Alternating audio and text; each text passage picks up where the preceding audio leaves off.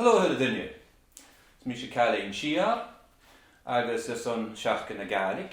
Be me shine óra nirvel mo Ghleannan Taobh Loch Liobhann.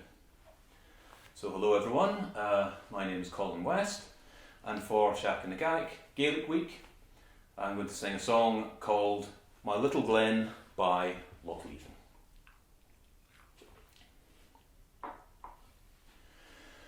Fàile cùbhraidh fhrìoich mullach Nam Beann, Agus thu'n ruadh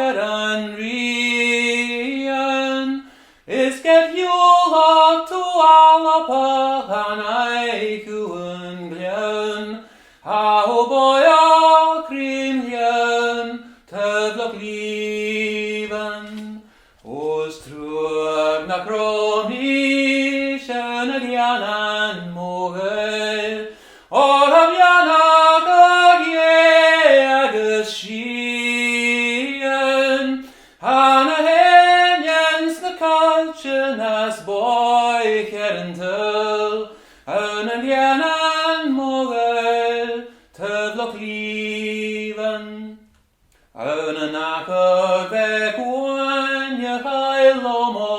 le Fàile Ghleannan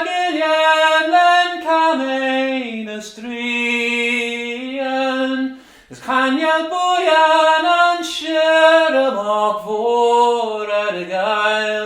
ghaoil na Taobh Loch Liobhainn, truagh nach robh Gleannan ghaoil beannachadh Agus h-aibhnean na coilltean bòidhch gleannan ghaoil Taobh Loch Liobhainn.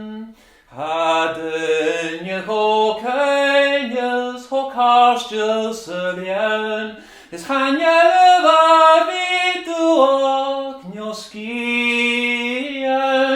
is ho fat of this Gaidhlig skribh be me mullach Taobh Loch Liobhainn, is truagh nach robh Gleannan ghaoil beannachadh Agus h-aibhnean